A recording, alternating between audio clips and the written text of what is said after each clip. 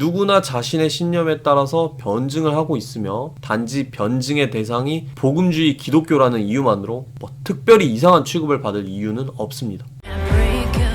안녕하세요. 랜선 선교사 담혜색입니다. 오늘은 기독교 변증에 반대하는 논리들 몇 가지를 살펴보고 그거에 대해서 저의 생각을 좀 말씀을 드리도록 하겠습니다. 기독교 변증을 반대하는 논리 중에 이런 것이 있어요. 복음은 그 자체로 너무 강력하기 때문에 인간의 힘으로 변증하려는 것은 무모하며 심지어 교만한 일이다. 이러한 주장을 하는 분들은 보통 사도 바울이 전도에 미련한 것에 대해 언급한 부분이라든가 믿음은 선물이라든가 하는 성경 구절들을 근거로 댑니다. 아니면 경건한 신학자 아니면 설교자들의 말을 인용하기도 하는데, 들어본 반대 중 가장 멋졌던 인용문은 이 설교의 황태자라고 불리는 찰스 스펄전 목사님의 말이었어요. 하나님의 말씀은 사자와 같습니다. 당신은 사자를 변호할 필요가 없습니다. 사자를 풀어놓기만 하십시오. 사자가 스스로를 변호할 것입니다.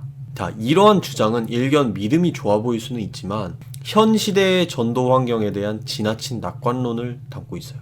이런 낙관론은 크게 두 가지로 나눌 수 있는데, 첫째로는 보수 개혁주의 전통에서 예정론을 지지하시는 분들, 그리고 둘째로는 진보 자유주의 계통의 그런 사회운동적인 기독교를 지지하시는 분들이에요. 자, 보수적인 신자들은 어차피 들을 귀 있는 사람들은 예비되어 있기 때문에 설득이나 변호가 필요하지 않다고 말합니다. 오히려 우리의 노력을 빼면 뺄수록 좋다고 말해요. 자, 진보적인 신자들은 애초에 말로 하는 복음 전도 자체가 필요가 없고 오직 삶의 모습이나 사회 참여로만 예수와 하나님 나라를 보여줄 수 있다고 생각을 합니다. 자, 이 두 개는 모두 선교에 대한 낙관론이라고 생각을 해요. 변증가들은 복음의 능력을 믿지 못해서 인간의 힘으로 무언가를 보태야만 한다, 이렇게 주장을 하지 않습니다. 오히려 이 사람들은 그 누구보다도 사자가 날뛰는 모습을 보길 원해요. 그런데 사자의 온 사방이 절벽이면 아무리 사자라도 마음껏 활보할 수가 없습니다. 이건 사자가 약한 게 아니라 오히려 사자가 목표 대상에게 가보지도 못하고 발이 묶인 상황이라고 볼 수 있어요. 기독교 변증을 중요시하는 사람들은 순수한 복음의 내용이 누군가에게 전달되어서 능력을 발휘하는 데까지 무수히 많은 장애물들이 있음을 현실적으로 인지하는 사람들이에요. 우리가 전하는 복음을 듣는 사람들이 만약 기독교나 교회 아니면 종교 자체에 대해서 아무런 편견도 가지고 있지 않은 상태라면 사실 그냥 사형리를 한번 읊어주면 끝일 거예요. 그걸로 만족할 수 있겠죠. 하지만 이 사람들은 너무나 많은 오해와 편견과 비판할 만한 이유를 소유하고 있어요. 어떤 사람들은 정말로 사람들이 기독교를 그렇게 싫어하나요? 사람들이 기독교에 대해서 그렇게 강한 반대를 하나요? 이렇게 묻는 사람들도 있어요. 자신이 부딪혀 본 적이 없으니까 괜찮다는 거죠. 하지만 기독교인들이 평상시에 비판을 많이 듣기 힘든 이유가 있어요. 첫째로 굳이 반박할 만큼 복음이라는 사상을 가지고 논리적으로 사람들을 도전하지 않기 때문이고, 둘째로는 이미 사람들이 예수쟁이와는 말이 안 통한다는 생각을 확고하게 가지고 있기 때문이에요. 귀찮아서 말을 하지 않으려고 할 뿐이지 수긍해서 조용히 있는 게 아니라는 뜻이죠. 이러한 편견들은 1차적으로 교회와 기독교인들의 과오 때문에 만들어졌습니다. 교회의 개토화, 세상과 교회를 나누는 이원론, 겉과 속이 다른 위선, 각종 사회적 범죄, 이 편견에 대한 책임은 그들이 아니라 우리 쪽에 있을 확률이 훨씬 높아요. 따라서 그것을 제거할 책임도 기독교인에게 있습니다. 이 제거 작업을 총체적으로 저는 변증이라고 부릅니다. 자, 그럼 반대로 진보신학을 좋아하는 사람들은 대체로 변증에 부정적입니다. 안 부정적인 사람은 저는 한 명도 못 봤어요. 그래서 제대로 신학을 공부하면 자연스럽게 변증 따위는 하지 않게 될 것이다, 이렇게 말을 하시는데, 이 진술에는 숨겨진 가정이 있는 것 같아요. 신학을 진지하게 공부한 사람은 그 누구라도 복음주의적 결론에는 도달하지 않을 것이다, 이렇게 생각을 하는 거예요. 다른 대안을 택할 거란 거죠. 다른 대안이란 건 아마 초월적인 신이나 과거의 그런 종교 형태를 배제한 급진적인 신앙일 거예요. 하지만 이러한 가정에 살아있는 반증 사례들은 너무나 많아서 사실은 언급하기도 어렵죠. 사실 이러한 가정을 제가 유추한 이유가 있어요. 초월적인 신에 대한 개념을 포기하거나 아니면 하나님의 인격적인 분으로 생각하지 않는 것을 일종의 신앙의 형태로 받아들인 이상 그 사람의 기독교는 더 이상 아무런 배타성도 띠지 않습니다. 그렇기에 전도라는 행위는 사실 해도 그만, 안 해도 그만인 셈이에요. 종종 이런 신앙인들이 기존의 그런 변증들을 비하하면서 자신들이야말로 정말로 기독교 신앙을 전파하고 변증하고 있다는 뉘앙스를 풍길 때가 있어요. 물론 처음으로 그 자유주의 신학을 일으켰던 사람들은 그랬을 수도 있어요.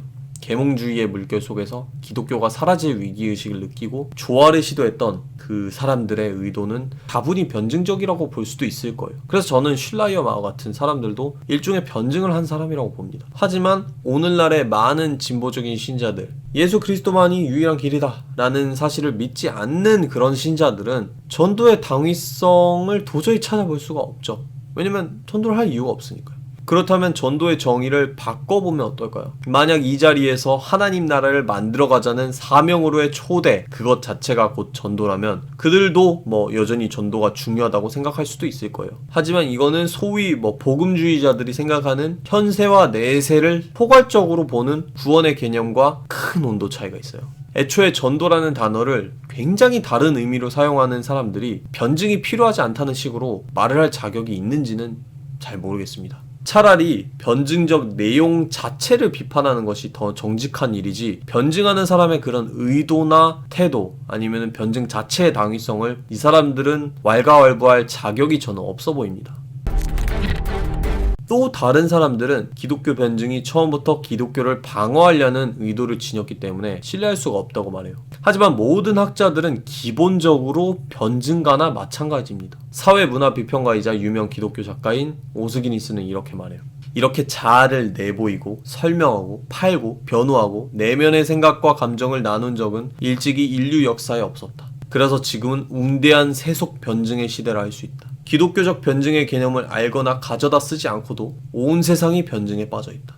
그의 말에 따르면 현대사회는 일반인들조차 각종 SNS와 영상 매체를 통해서 자신을 변증하지 못해서 안달인 사회라는 거예요. 그런데 평생을 연구한 자신의 학문을 세상에 내놓는 학자들이 오죽하겠습니까?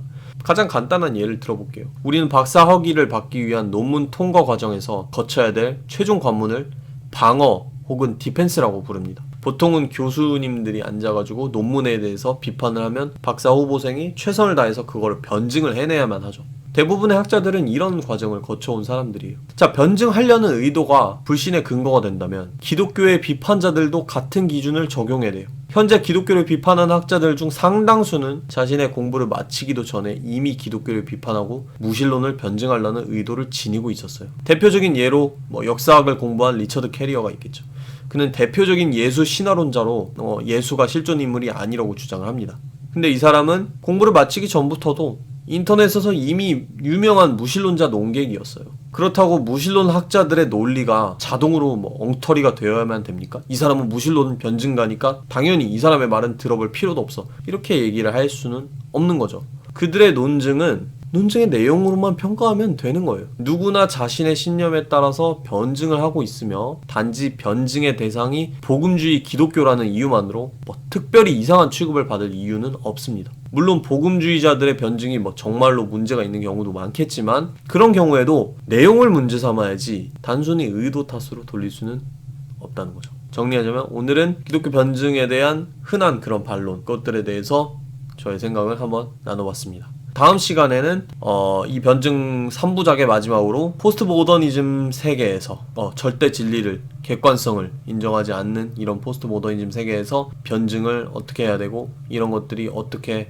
바뀌어 왔는가, 그거를 간단하게 한번 알아보려고 합니다. 감사합니다. When I see that cross, I see freedom. When I see that grave